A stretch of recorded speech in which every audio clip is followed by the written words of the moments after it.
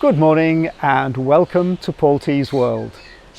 In this episode of Paul T's World, we're in the back garden and we're going to look at the starlings. You can hear them now. They're up in the trees. They're waiting for me to just move away a little bit. I've put some extra food out for them. The chicks are here. We'll see in this video chicks being fed, quite close-ups of them, and also a surprise visitor. So let's check out the starlings.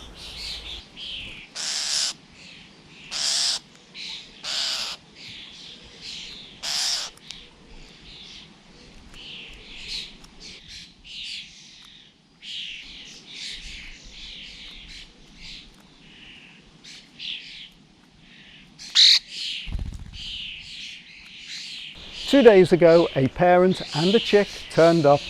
A day later, the whole flock have arrived. Now, starlings are not seen in gardens so much now. When I was a boy, a few decades ago, starlings and sparrows were the most common birds that we saw. However, in this garden and many gardens, we haven't had a starling for at least a year.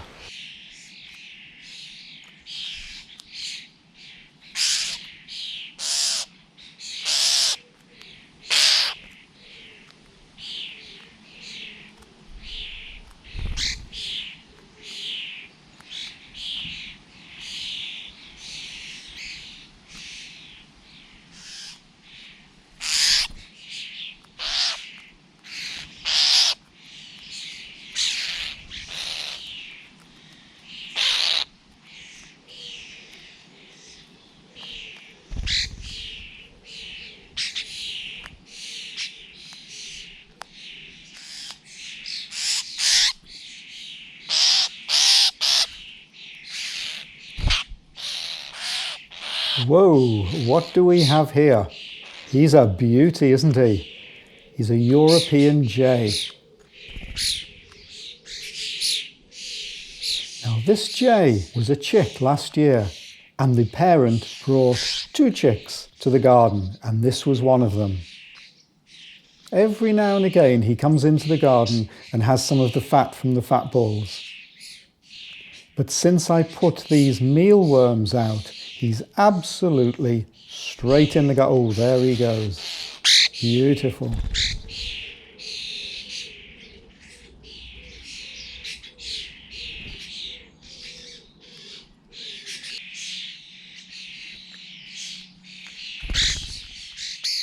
Look out for the iridescent greens and blues of the fabulous colouring of the common starling. As you can see, starlings have got quite long and very strong beaks. One of their favourite foods are leather jackets, the grubs that live in the soil, and so they dig their beaks into the soil and then open the beaks up to open up the soil and see what's inside.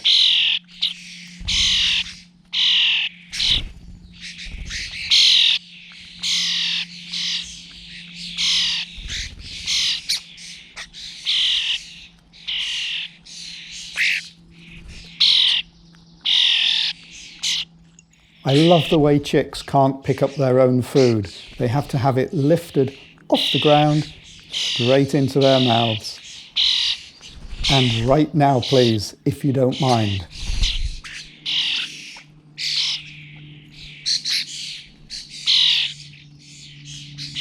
Most of the birds in the garden, the blackbirds, the robins, blue tits, great tits, are all feeding chicks at the moment. Their plumage was perfect in February, March, and since they've been feeding the chicks, they all look a little bit ragged. But these starlings are still looking smart.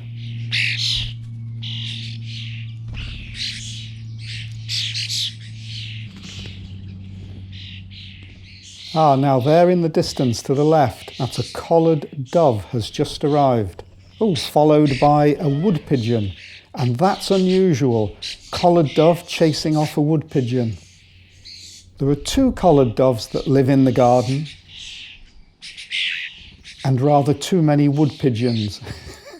But the wood pigeons are quite useful because, as you can see, I have quite a number of feeders. hanging from the tree, and I don't want a lot of food in the evening left lying around, and the wood pigeons and the blackbirds hoover up all the food that's left lying around. Now, I've never seen that before, with a collared dove and a wood pigeon having a little bit of an argument. Funnily enough, the smaller collared dove is winning the argument. The feeder up on the right-hand side that the starlings are using at the moment, I just bought that the other day, and also bought some small suet pellets, and that's what's in that feeder.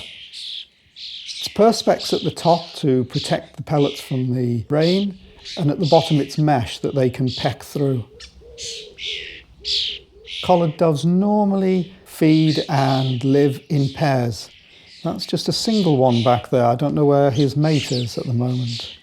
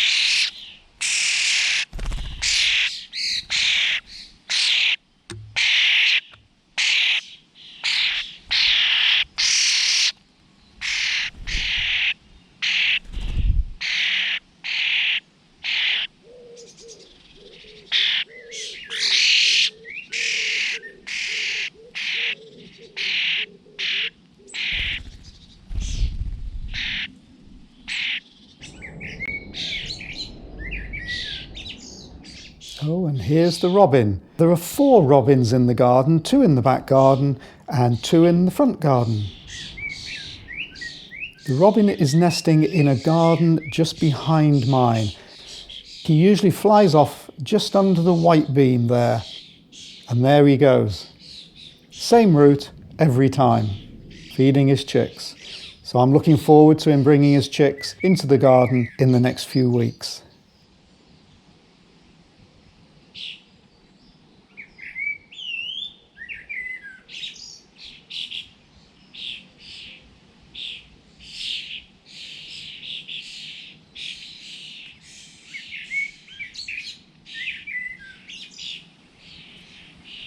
And here's the jay. Beautiful jay. What a gorgeous bird. They're very shy and only come into the garden very early and late in the day. However, I've put these mealworms out and he's not bothered. He comes straight away now as soon as I put the mealworms out. He must be in the trees nearby and watch me. And as soon as I come out, put some mealworms out, he's virtually landed in the garden before I get back in the house.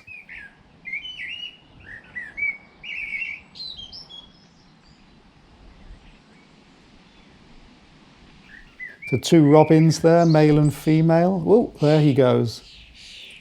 Having a little bit of fat from the fat ball first. So let's just have a look at the garden. Obviously we have the old apple tree.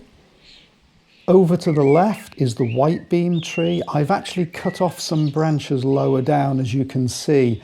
I couldn't get under the tree and deal with my woodland area. And so I've just cut off some branches there, and also to let a little bit more light in. The robin's just gone up to the fat balls. Then to the right of the white beam, we can see the spirea that I showed in flower in the April video.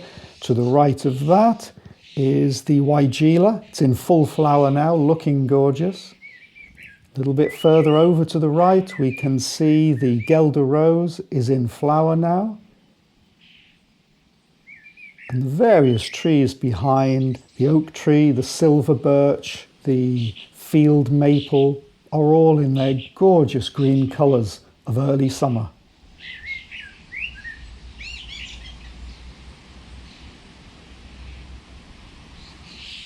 I love sitting here and watching the birds go about their business, The light coming through the trees, the breeze rustling the leaves, just feeling the rhythm of the garden. Hope you enjoyed my garden this afternoon. Thank you for watching, and I'll see you next time in Paul T's World.